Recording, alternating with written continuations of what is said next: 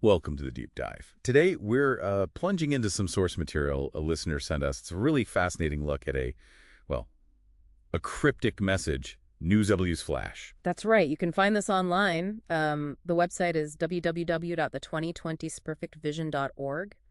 And it seems specifically aimed at what it calls disclosure eyes. It's pretty packed with claims, about a coming messianic transformation and global peace. Yeah, quite the claims. So our mission here for this deep dive is really to unpack what this message is saying, using the source analysis you provided. We want to get a handle on what it claims is happening like right now and this radical future it paints. Okay. So right at the heart of it, the message makes this really strong proclamation. The Messiah is arriving. The Messiah. Yeah.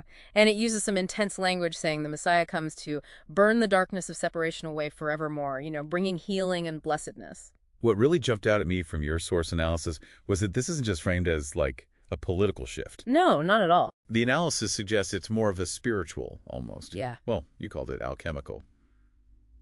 Transformation of consciousness. Exactly. Like aimed at getting rid of internal stuff. Yeah. Ego, fear, that kind of thing. That's a much deeper layer. It really is. And the message claims this internal shift is happening alongside something it calls the gathering of the exiles. And it adds happening right there in the text. Meaning now. Explicitly now, yeah. And your source material confirms this is, a core biblical prophecy idea.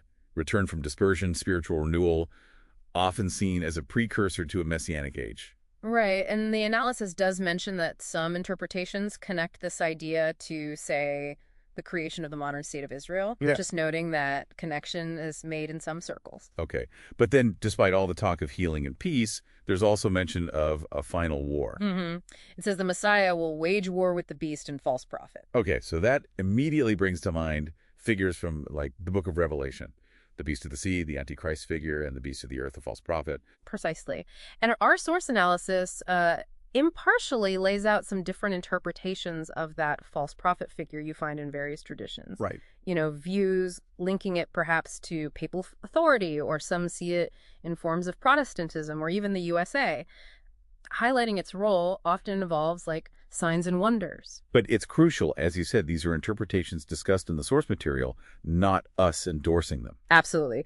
But here's where the analysis gets, I think, really interesting regarding this specific message. This war isn't presented as, traditional destruction. Yeah. The source analysis frames it as a cleansing, a way to eradicate, and this is the quote, competitive self-interest and artificial scarcity. So the war is actually the mechanism for this instant change. Wow. Okay, so the war is the method. Yeah. It's different. The message also uses that phrase, comes like a thief in the night, Right. like applied to the Messiah's arrival. It does. And usually, that phrase implies unexpectedness, maybe judgment for those not ready. Mm-hmm. But the analysis here points out that for this message, while suddenness is definitely key for the faithful or the spiritually ready, who it calls the children of light, this sudden arrival means liberation, instant deliverance, not destruction. So it's a call to be prepared, essentially. Exactly. Be ready so you experience it as freedom. Okay, and then there's that mantra, which seems, well, paradoxical. Mm-hmm. High love us, all the skies are falling. How does the analysis square that? Yeah, it's striking. The analysis suggests high love is the goal, the state they're aiming for. But the skies are falling isn't literal doom. It represents the necessary collapse of the old ways. The old systems. Right. The oppressive structure is what the message calls the manufactured lack deception.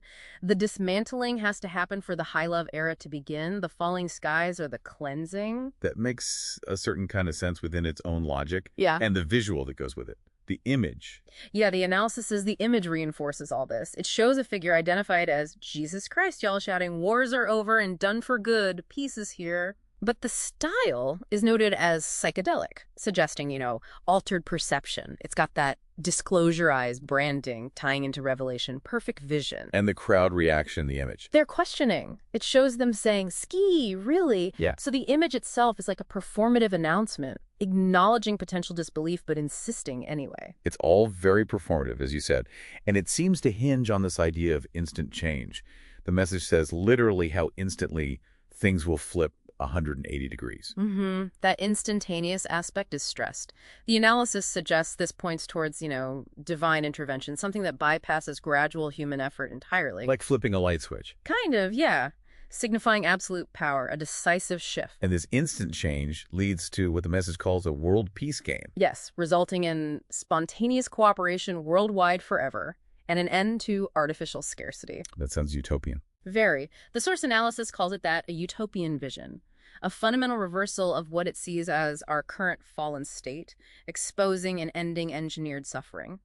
It even notes this aligns with some utopian research ideas about using game-like structures for social good. And crucially, the source is clear this presented as true, lasting peace, not like some temporary or false peace warned about elsewhere. Exactly. This is framed as the real deal, permanent. So this message is quite specific then. It's for these disclosure eyes, linked to that website, speaking to a group that seems to believe this is all unfolding right now. It seems so. It's very much a product of a particular contemporary movement or perspective. It's a call to action, but an internal one. Feel it. Absorb the healing. Be ready. Precisely. It's performative, demanding spiritual readiness.